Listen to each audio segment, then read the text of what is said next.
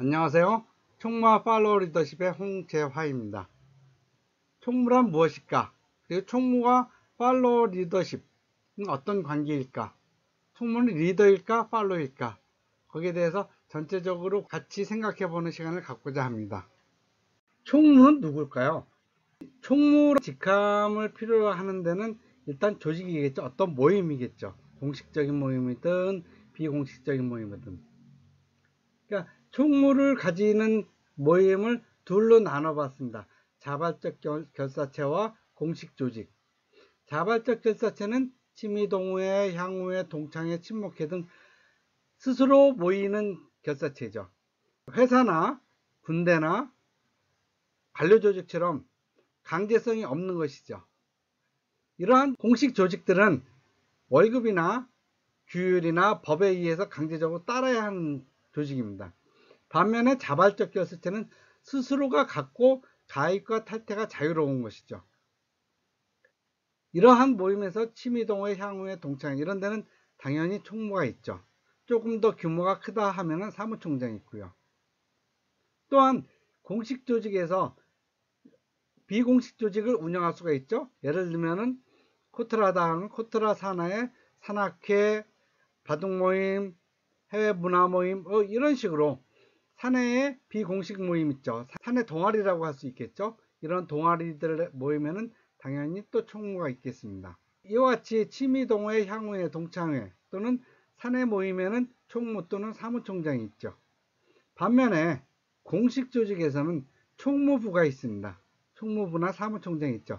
하지만 총무부장을 총무라고 하지 않고 총무과장이나 총무부 직원이라고 하지 총무부 직원을 총무라고 부르는 사람은 따로 없습니다. 따라서 총무라고 부른다는 것은 자발적 결사체나 비공식 조직 모임에서 주도적인 역할을 하는 사람 중에 한 사람, 그 사람을 총무라고 하죠. 그러면 총무와 회장의 역할은 무엇이냐? 자, 앞에 그림에서 보는 것처럼 회장은 리더입니다. 맨 앞을 끌면서 회원들을 이끌고 가는 것이죠. 자, 나를 따르라. 내가 비전을 보여주고 내가 어떻게 움직여야 되는지 그러한 것을 방향을 제시하죠. 반면에 총무는 팔로워의 역할입니다. 팔로워도 그 회장과 직접적으로 연결되어 있는, 이렇게 회장이 앞으로 가자 그랬을 때 나머지 회원들이 회장의 리딩을 잘 따르면서 낙오하지 않고 다른 데로 새지 않고 그러면서 모임 전체를 잘 다독거리면서 이끌어가는 역할, 그러한 역할을 하는 사람이 팔로워죠. 그리고 총무입니다. 그렇기 때문에 회장한테는 리더십이 필요하지만 총무한테는 팔로워십이 필요하죠. 그러면서도 회원들을 잘 다독거려야 되는 그러한 리더십이 필요하죠. 그래서 총무는 팔로워십과 리더십을 동시에 필요로 합니다. 이러한 역할을 하는 총무에 대해서 오늘 여러분들과 같이 얘기하고 싶은 것은, 제가 왜 총무와 팔로워 리더십이라는 책을 쓰게 되었는지, 총무를 하면 무엇이 좋은지, 총무와 사회적 네트워크, 소셜 네트워크를 향상시키는 방법이 무엇인지, 총무를 하면서 말을 잘 안 듣고 좀 미운 사람을 어떻게 대하는지, 그 다음에 새로운 회원들을 어떻게 끌어들이고 그들에게 어떻게 동기부여를 해서 모임에 꾸준히 나오게 할지, 그리고 총무를 어떻게 하면 더 쉽게 하느냐, 마지막으로 내가 사람을 좋아해야지 총무 역할을 잘 한다, 그러한 내용으로 여러분들과 같이 이야기해 보고 싶습니다. 제가 팔로워 리더십, 총무와 팔로워 리더십이라는 책을 쓰게 된 거는, 제가 총무를 하면서 총무라는 자리가 참 복받은 자리구나, 그런 생각이 들었어요.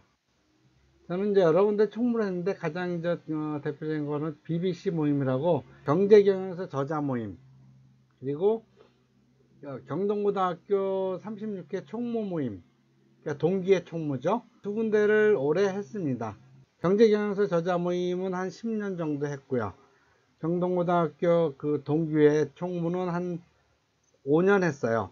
그러니까 산악회 총무 1년, 그리고 전체 동기회 총무 4년.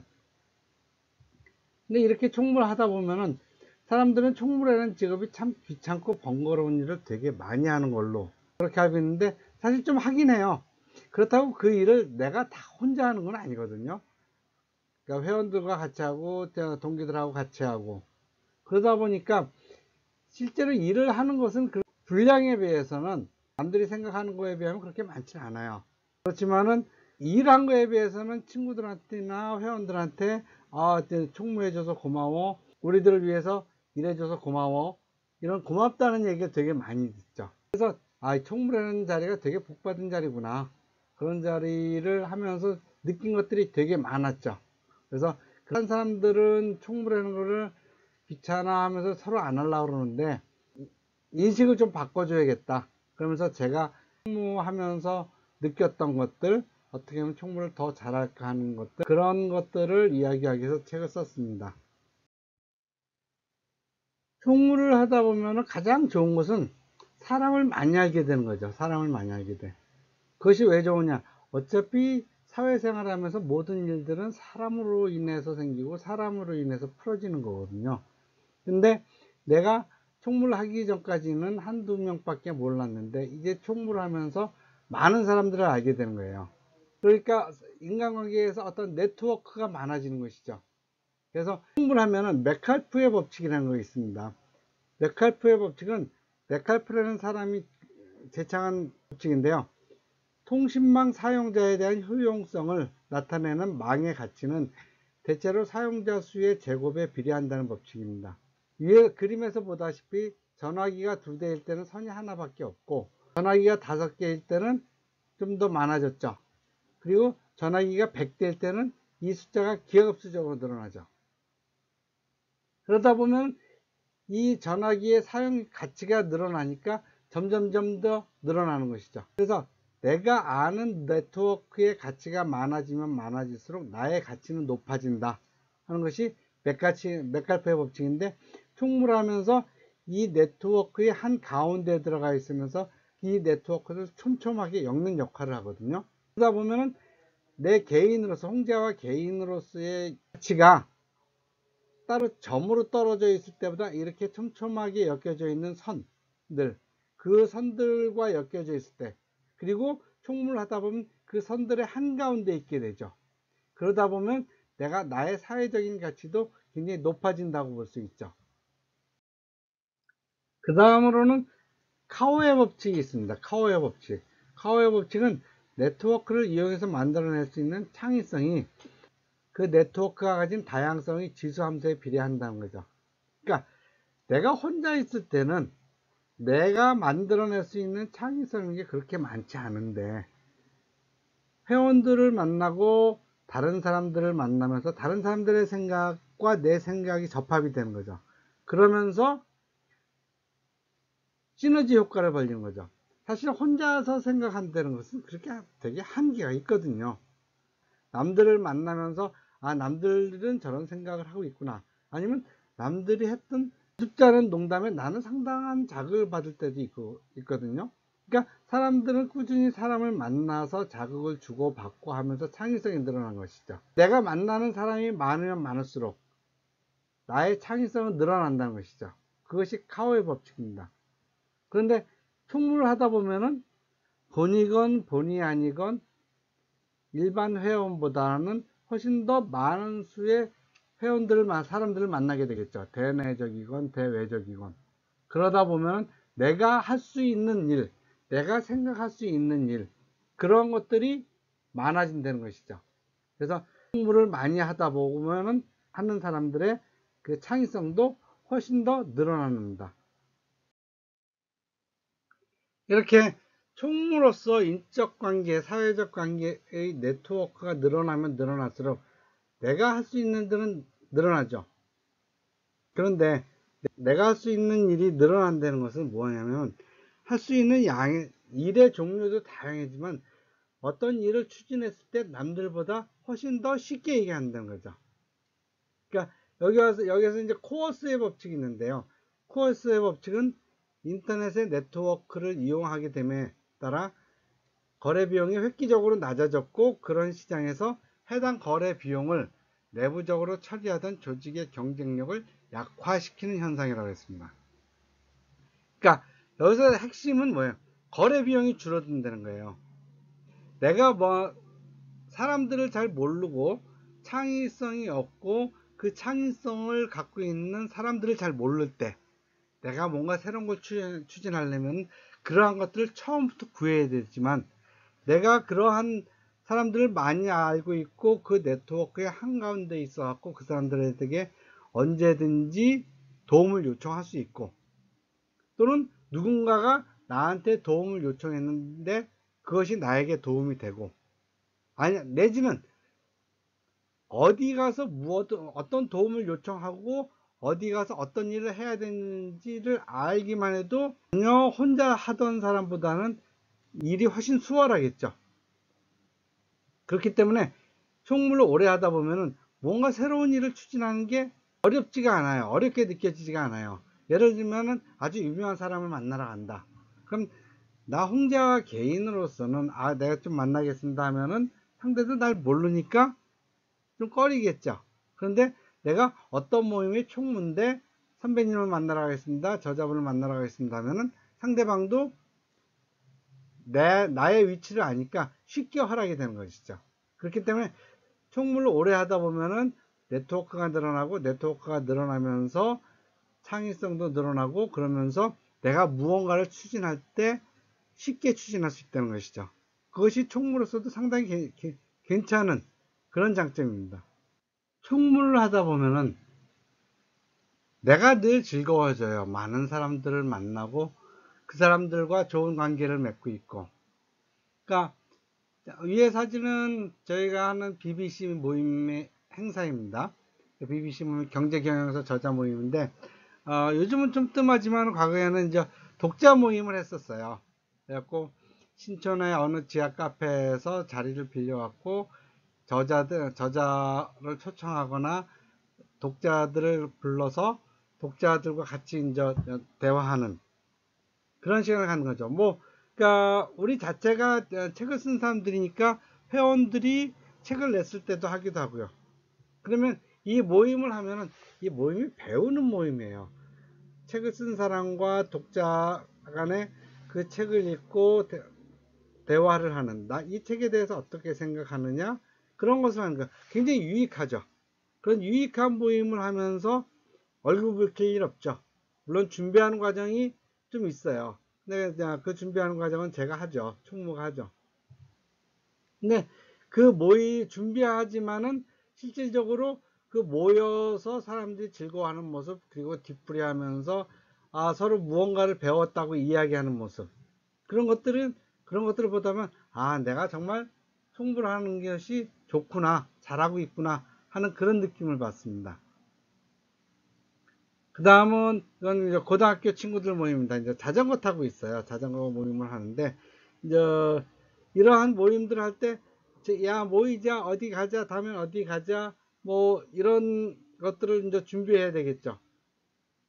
근데 이렇게 모여갖고 다들 또 즐겁게 놀고 이렇게 모여가면서 내가 그 사람들과 선한 관계를 맺고 유익한 관계를 맺고 그러다 보니까 내가 늘 즐거워지는 거예요. 이러한 일들이 나로 인해서 벌어지니까.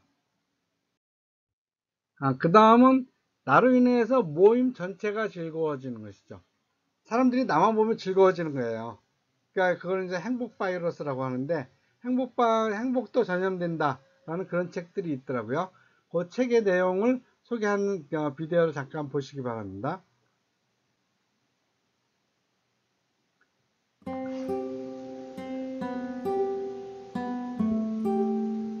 행복은 전염된다. 제임스 파울러 교수와 니콜라스 크리스타키스 교수 연구진은 브리티시 메디컬 저널에 프레이밍햄 심장연구 참여자들을 대상으로 조사한 행복감의 전파 경로를 발표했다. 연구진은 8년 동안 5천여 명을 대상으로 감정 상태를 물었다. 나는 삶을 즐긴다. 나는 미래에 대해 희망적이다와 같은 질문이었다.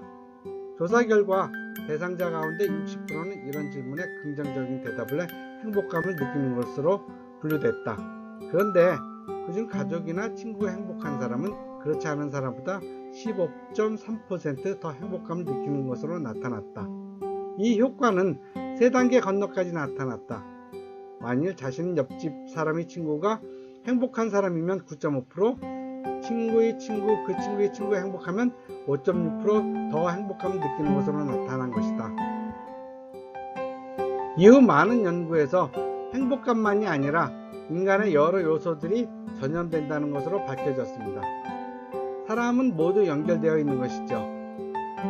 나의 일이 결코 나 혼자의 일로 끝나는 것이 아니라는 것을 우리 모두 잊지 않아야겠습니다.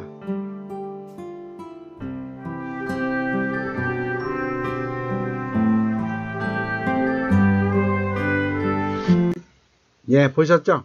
내가 사람 엮어주고 나로 인해서 친구가 많이 생기면 생길수록 그 친구들이 더 행복해지는 것이죠.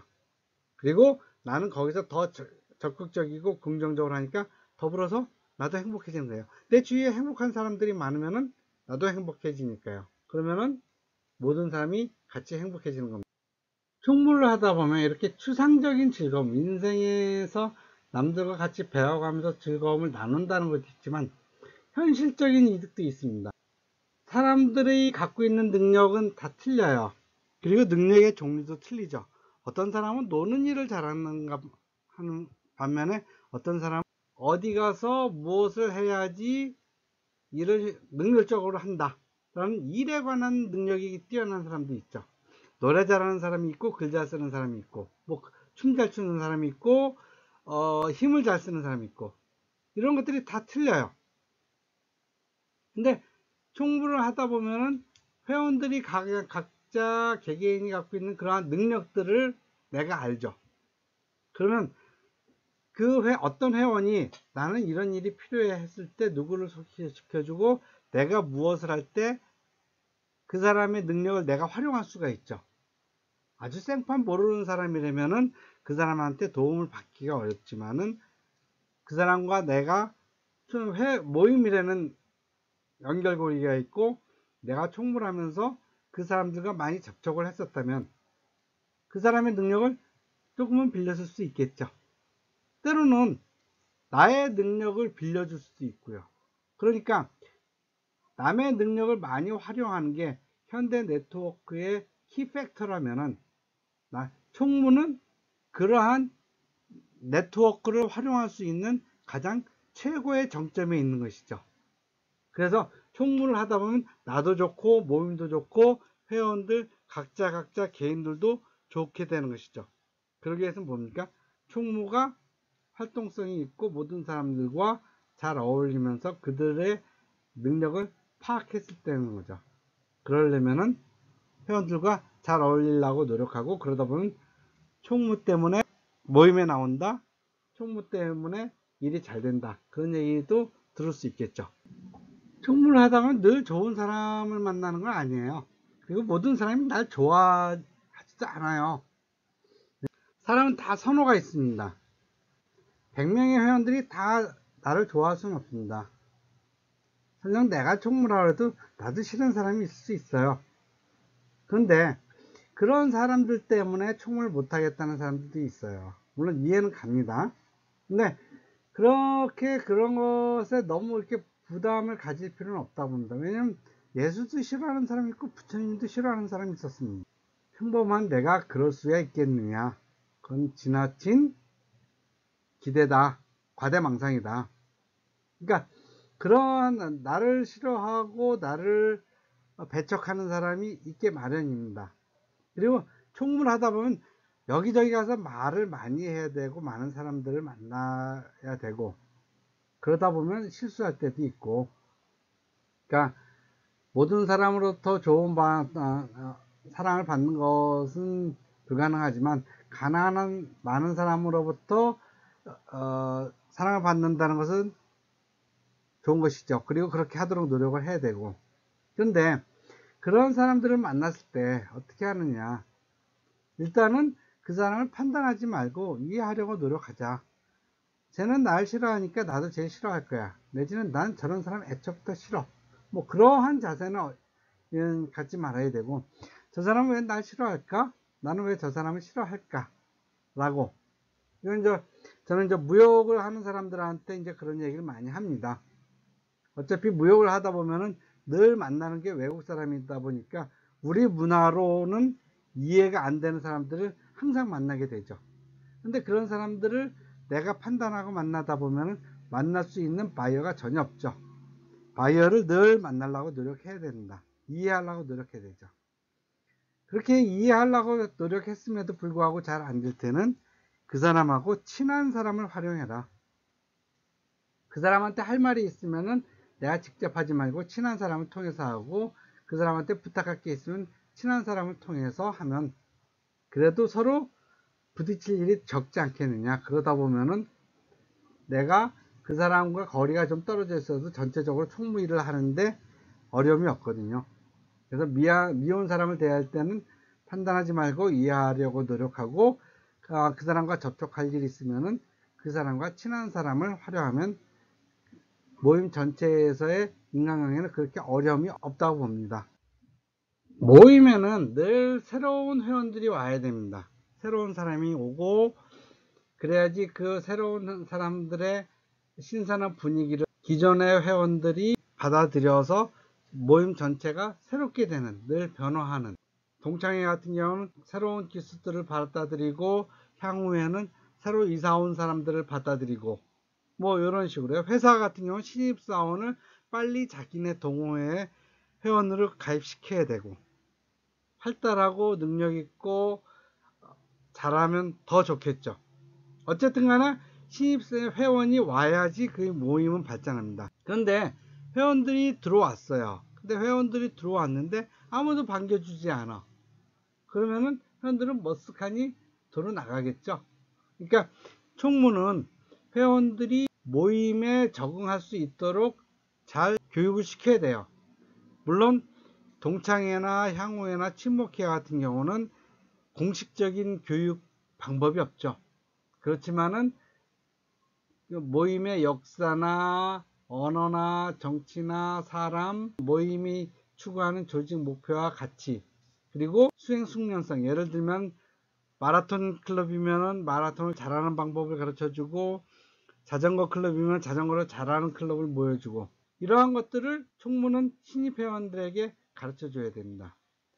그런데 대기업이나 공식적인 군대처럼 야 모여, 언제부터 언제까지 공책 갖고 와, 그러고서는 동창회에 대한 세부 사항을 알려줄 수는 없겠죠. 그러니까 수시로 만나고 자꾸 하면서 야 우리 동창회는 이랬고 언제부터 했고 어떤 사람이 있었고, 우리 동창회에서는 주로 쓰는 용어가 있겠죠. 학교면 학교에 대한 이야기, 교가나 뭐 이런 거, 구호나 뭐 이런 것들, 그리고 어떠한 사람들, 우리가 어떤 사람들이야, 우리는 어떻게 행동을 해, 그리고 어떻게 행동하지 않아. 그래서 다른 사람들과 좋은 관계를 형성하고 유지하는 것들, 이런 것들을 총무는 늘 새로운 회원들에게와 만나면서 관계를 유지하면서 가르쳐주고 쉽게 정할 수 있고, 그리고 그 새로운 회원으로 인해서 모임 전체가 활력이 날 수 있게 그렇게 노력을 해야 됩니다. 그런데 총무를 사람들이 왜 싫어하는지, 그거는 총무라는 업무를 너무 어렵게 생각해서 그렇습니다. 왜냐면 뭔 일이 벌어졌을 때 자기가 다 해야 된다고 생각을 해요. 근데 그럴 필요 없습니다. 총무는 쉽게 하는 거예요. 백지장도 맞들면 낫다. 하다 보면은 회원들이 뭐 할 것 없어? 라고 도와주고 싶고, 그런 사람들이 많아요. 나 총무를 도와주고 싶어서 안 달라는 사람들 많아요. 근데 총무가 다른 사람들한테 뭔가를 부탁을 안 하거나, 어떤 모임에서 행사에서 그 사람을 편하게 해준다고 가만히 앉아있게 하거나, 그럼 그 사람들 싫어해요. 자기도 노력을 같이 몸으로 부딪히면서 일체감을 느끼고 싶어 합니다. 그러니까 총무의 역할은 자기가 그 역할을 내가 다 하는 게 아니라 회원들한테 골고루 참여의식을 느낄 수 있을 정도로 일을 골고루 분배해 주면서 그 사람들을 같이 일을 해야 되는 거예요. 그러다 보면은 실질적으로 총무가 해야 되는 것은 그 사전에 계획을 하는 것이지, 그 일을 하는 것은 누가 해요? 회원들이 하는 겁니다. 이 일은 누구한테 하고 이 일은 누구한테 시키고 이 일은 언제 누구와 하면 잘할 것이다 라는 걸 알고서 그 사람들한테 맡기고 그러면 되게 좋아해요. 그러니까 그것을 모임의 일을 내가 다 혼자 하겠다 라고 하면 굉장히 힘들어지지만 그 일들을 나눠서 같이 하겠다면 나도 힘이 적게 들고 회원들도 즐거워지고 그렇게 하는 겁니다. 그러니까 총무일은 쉽게 나눠서 하는 것이 좋습니다. 근데 뭐니 뭐니 해도 총무를 잘하기 위해서는 사람을 좋아하는 게 최고입니다. 회원들이 좋고 모임이 좋아야지 총무 생활하는데 재밌거든요. 사실 사람 싫어하는데 총무할 필요가 없죠. 아, 그런 경우는 있다. 사람들하고 잘 못 사귀겠는데 좀 성격을 좀 바꿔보야겠다. 그런 분들은 총무해도 되죠. 근데 어쨌든 간에 내가 사람을 좋아하면 사람들도 날 좋아하게 돼 있습니다. 그러면은 모임하는 생활이 즐겁고 총무가 즐겁고 사람들도 또 당연히 총무를 좋아하겠죠. 그러니까 어쨌든 총무는 사람을 좋아하는 사람이 하면 좋고, 그러니까 사회성이 좀 부족하더라도 내가 사회성을 늘려보겠다, 인내심을 늘리면서 사람들이 날 좋아했으면 좋겠다 하는 사람들, 그런 사람들도 총무하면 좋습니다. 어쨌든 강아지도 그렇잖아요. 내가 좋아해야지 강아지가 날 좋아하듯이 사람도 마찬가지입니다. 내가 좋아해야지 사람들도 날 좋아하는 거니까 사람을 좋아하면서 모임을 나가면은 총무 생활도 되게 즐겁습니다. 자, 화면을 잠시 세워놓고 테스트를 한번 해보시죠. 이 테스트 10개의 문항 중에서 7개 이상에 해당한다면은 당신은 총무형 인간의 유형에 속할 확률이 높다고 합니다. 이 서울경제신문에서 나온 것을 추출한 것인데요. 1번, 나는 여러 사람들을 동시에 챙긴다. 2. 특별한 용건이 없더라도 주기적으로 여러 사람과 연락한다. 3. 모임에서 약속 시간이나 장소를 주도적으로 정한다. 4. 사람들과 연락할 때 나 자신의 중요성을 실감한다. 5. 모든 사람들의 개인적 이야기를 내가 가장 많이 알고 있다고 생각한다. 6. 많은 사람들에게 내 속마음을 속 시원히 털어놓지 못하는 편이다. 7. 나 자신의 인간관계가 매우 좋다고 생각한다. 8. 사람들과 인간관계 형성을 매우 즐긴다. 나는 여러 모임들에 여기저기 다 속해 있는 일종의 교집합이다. 모임에서 내가 이야기를 많이 하기보다는 다른 사람들의 의견이나 이야기를 많이 들어주는 편이다. 자, 여러분들은 이 중에서 몇 가지가 해당되시나요? 저 같은 경우는 한 9개 정도, 9개, 10개 거의 다 되는 것 같습니다. 해보셨나요? 여러분들도 앞으로 총무를 하시거나 총무를 하고 계신 분들 재밌게 하시고 즐겁게 하시고 다른 분들도 모두 즐거워지길 바랍니다. 총무는 팔로워십과 리더십의 집합체입니다. 감사합니다. 좋아요, 구독, 감사합니다.